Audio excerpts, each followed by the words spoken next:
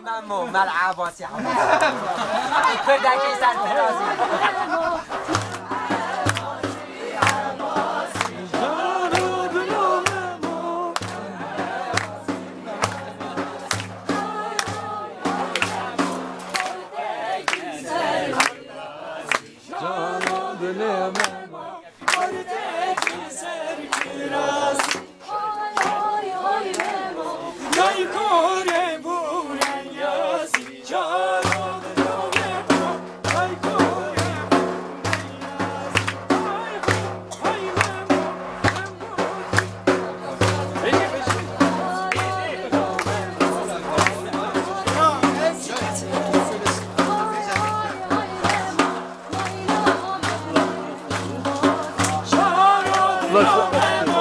Flash açık değil ya.